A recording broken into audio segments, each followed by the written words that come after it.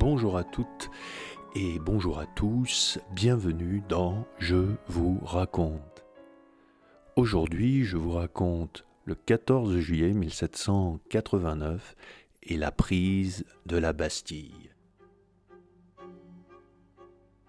Depuis le début du règne de Louis XVI en 1774, la France connaît une crise politique, sociale et économique. Le pouvoir royal se trouve attaqué tout au long du XVIIIe siècle par les coups portés par les parlements et une noblesse opposée au changement et attachée à ses prérogatives séculaires. On peut voir dans 1789 l'aboutissement d'une réaction aristocratique qui se transforme en révolution aristocratique avant d'être elle-même débordée par le surgissement d'une chose immense et imprévue. À la fin des années 1780, les caisses du royaume de France sont vides, notamment à cause de la guerre d'Amérique, dont le coût serait estimé à 2 milliards de livres, et à cause de l'endettement consécutif à une politique d'emprunt successive. Sans remettre en cause cet état de fait, précisons toutefois qu'il n'y a pas de budget régulier sous la monarchie. Excepté le contrôleur général des finances, personne ne sait vraiment comment sont réparties les dépenses et les recettes. Nous avons affaire avec une multiplicité de caisses, de privilèges fiscaux, à l'affermage de l'impôt, c'est-à-dire à ce système dans lequel l'État ne collecte pas directement certains impôts. Il y a donc absence de transparence globale dans un contexte d'endettement massif. Ce dont nous sommes sûrs, en revanche, c'est qu'il y a eu, au moins depuis les débuts du règne de Louis XVI, plusieurs tentatives pour éviter la banqueroute et renflouer les caisses de l'État, mais que toutes ces tentatives échouent, qu'elles soient portées par Turgot, Calonne, Necker ou Loménie de Brienne. Le point d'achoppement de toutes ces réformes réside dans le fait que les ordres dits privilégiés refusent de participer au renflouement des caisses de l'État en se soumettant pour cela, eux aussi, à l'impôt. Ceci tout en mettant en question le pouvoir absolu du roi. À la suite de l'historien François Furet, disons que le moment de basculement est l'année 1786. L'année 1786 voit la crise financière se transformer en une crise politique de souveraineté. Voici pourquoi et comment.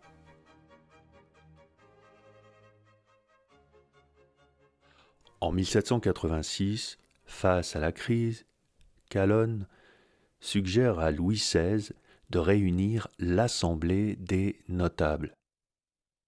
C'est comme ça que tout commence et que se produit l'irrémédiable. Calonne est ministre et contrôleur général des finances de Louis XVI. Calonne propose une réforme du système fiscal, c'est-à-dire un impôt universel que les deux ordres privilégiés, clergé et noblesse, devront également payer. Calonne propose la réunion de l'Assemblée des notables pour faire valider sa réforme en cherchant une légitimité plus large. Il entend sauver la monarchie, restaurer les finances et renforcer l'État royal. L'Assemblée des notables est une assemblée consultée par le roi au sujet de questions concernant le royaume. Les membres sont désignés par le roi lui-même, contrairement aux États généraux dont les membres sont élus. Le 29 décembre 1786, Louis XVI accepte de réunir l'Assemblée des notables. C'est l'engrenage, comme le souligne l'historien François Furet. Et il ajoute « La petite habileté de Calonne déclenche ainsi un des plus gigantesques écroulements de l'histoire. » Cette petite habileté inaugure une accélération des événements où l'historien peut voir depuis la préface d'une révolution. L'Assemblée des notables se réunit fin février 1787. Le 8 avril de cette même année, Louis XVI renvoie Calonne et le remplace par Loménie de Brienne.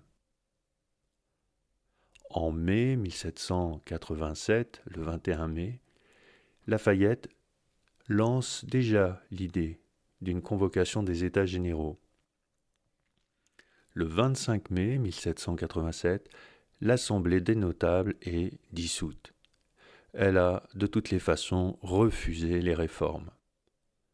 En cette année 1787, Loménie de Brienne parvient à mettre fin aux grandes spéculations boursières, puis il réussit à faire enregistrer par le Parlement de Paris des décrets qui établissent le libre-échange à l'intérieur du pays pour fluidifier l'économie du royaume, et des décrets qui prévoient l'instauration d'assemblées provinciales pour moderniser l'administration locale.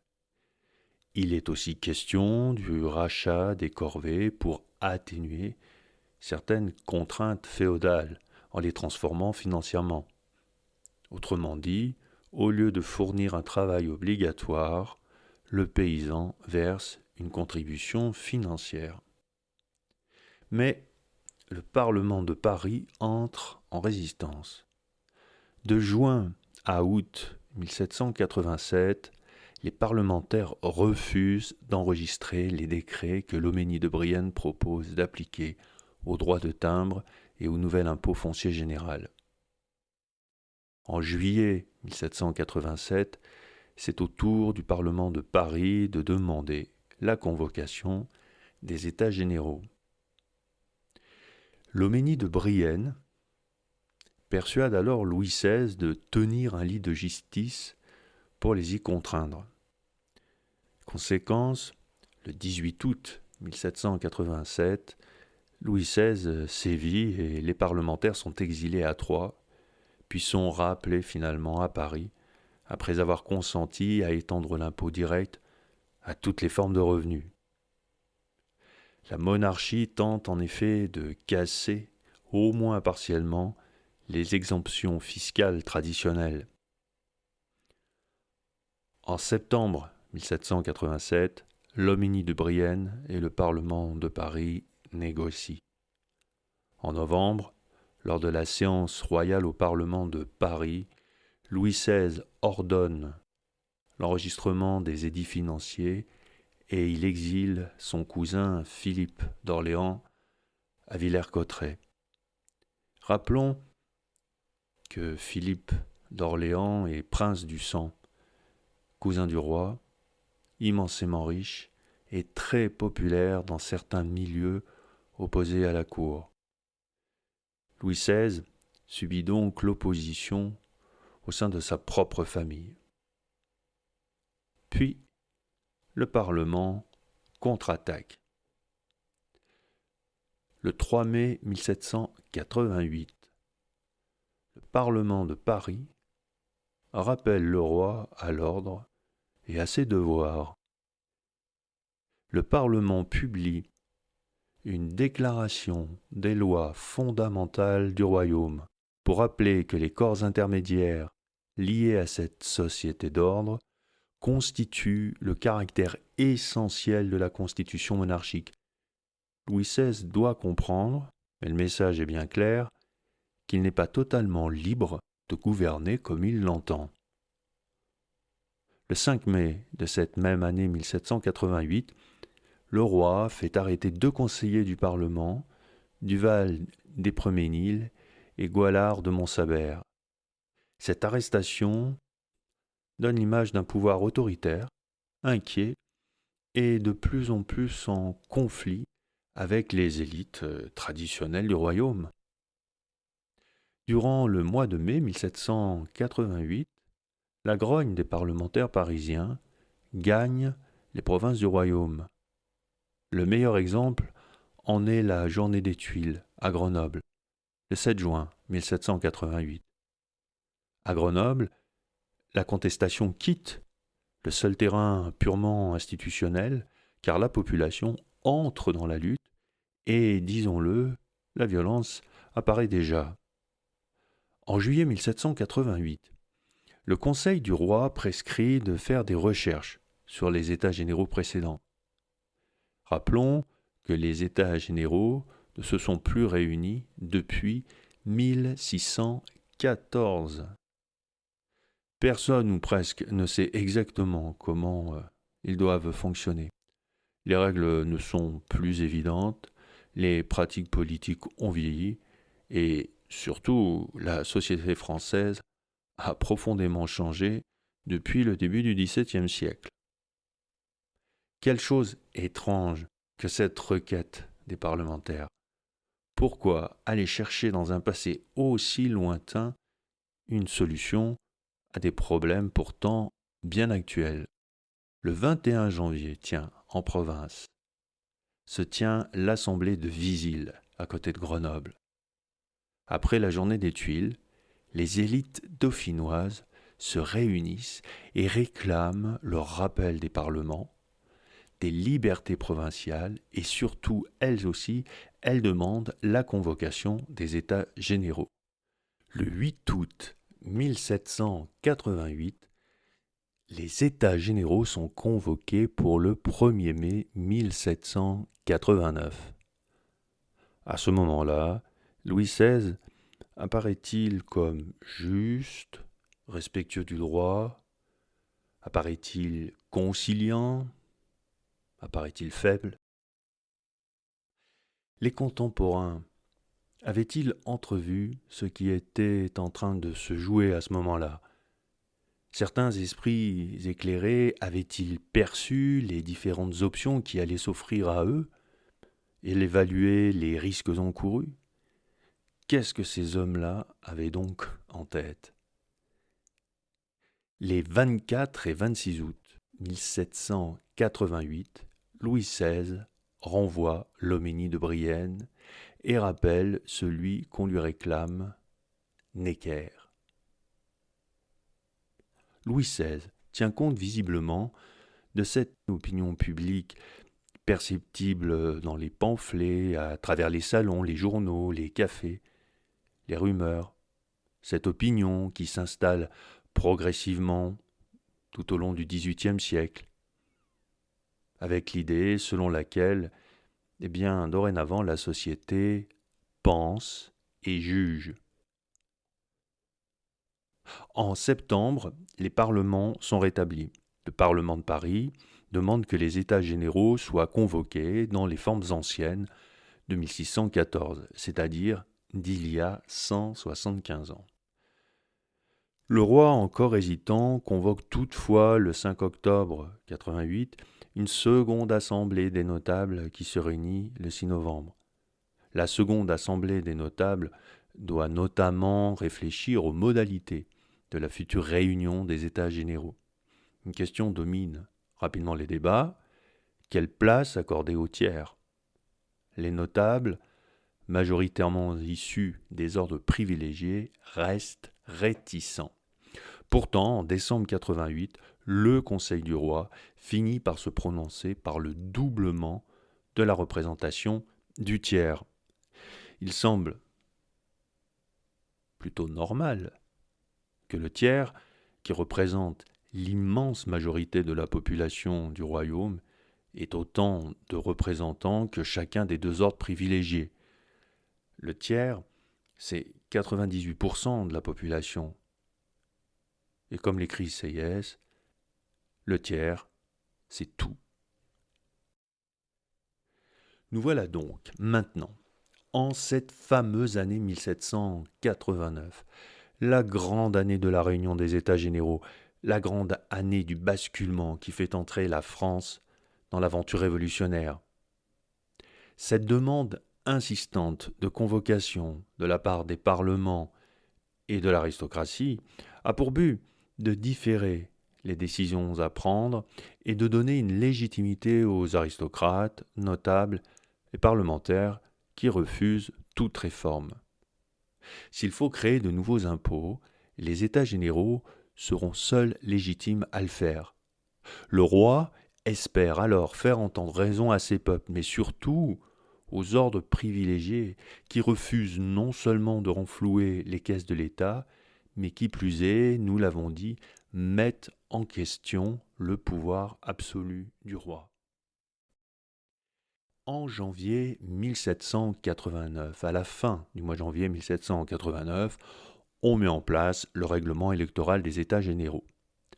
En mars, les élections débutent dans un climat tendu. Les 26 et 28 avril 1789 ont lieu les émeutes Réveillon à Paris dans le faubourg Saint-Antoine. Une rumeur circule selon laquelle Jean-Baptiste Réveillon, fabricant de papier peint du quartier, proposerait de baisser le salaire des ouvriers. Cela déclenche des émeutes sanglantes qui font 300 morts et 1000 blessés parmi les émeutiers. L'un d'eux est pendu porte Saint-Martin, 5 autres sont marqués au fer rouge, puis expédiés aux galères.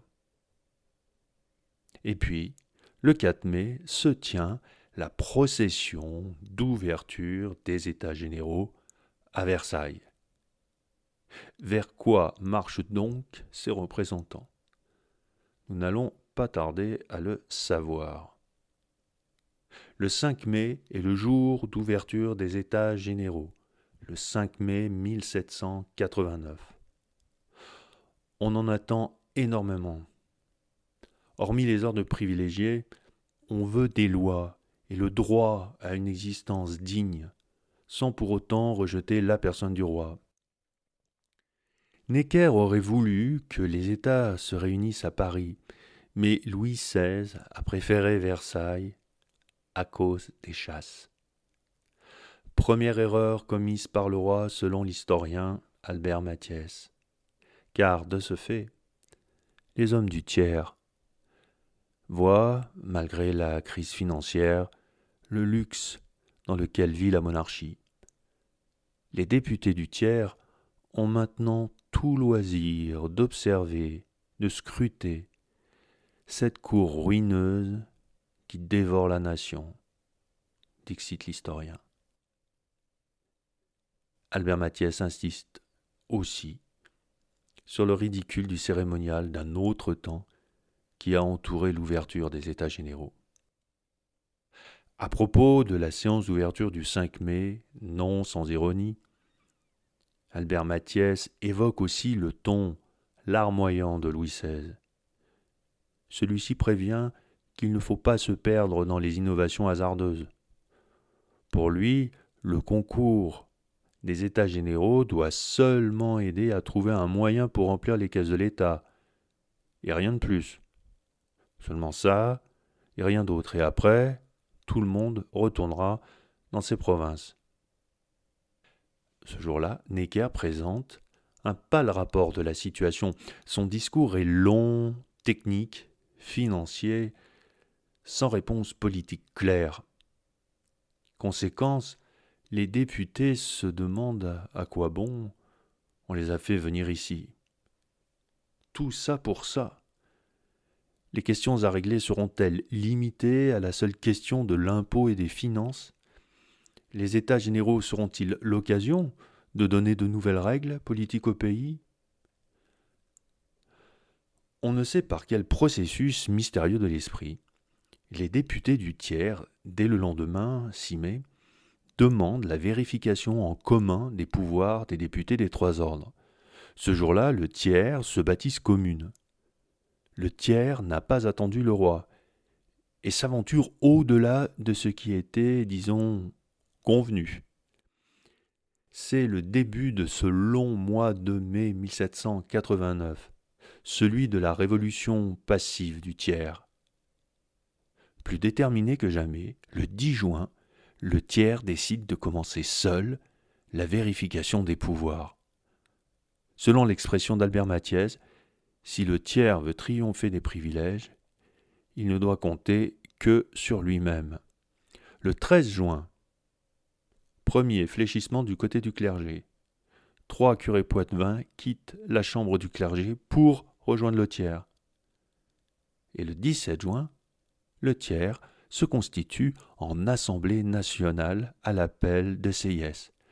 Moment clé de notre histoire auquel nous faisons souvent référence dans nos podcasts sur la Révolution. La souveraineté passe du roi à la nation, c'est-à-dire au peuple et ses représentants élus par lui. Ainsi, comme l'écrit François Furet, par ce seul nom, le tiers rejette au passé toute la société des ordres et crée un nouveau pouvoir indépendant du roi. Incroyable, non ? Le 19 juin, la masse des députés du clergé décide de se réunir au tiers après un scrutin serré. De son côté, un tiers de la noblesse vote la réunion. Mais le roi n'est pas en reste. Le soir du 19 juin, il fait fermer la salle des États pour éviter la réunion des deux ordres.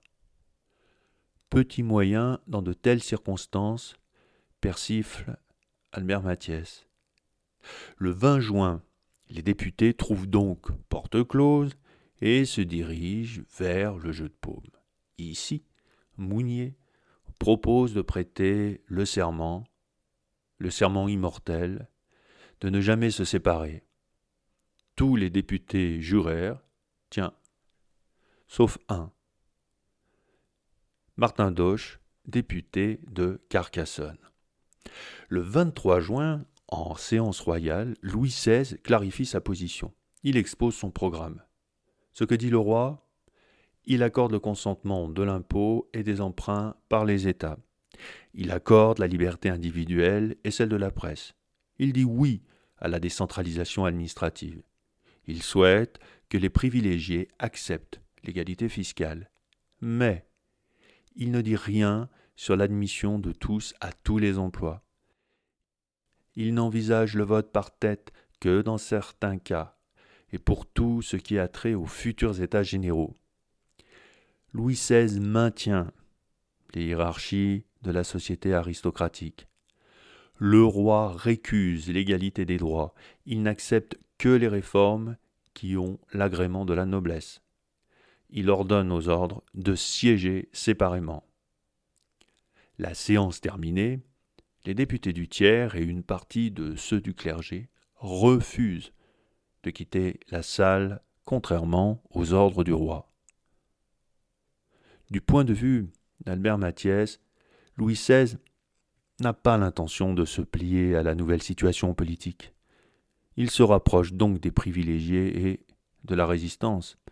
Et l'historien de souligner, il est certain qu'une marque non équivoque de la bonne volonté royale eût amorti les conflits et préservé la couronne, mais avec des si.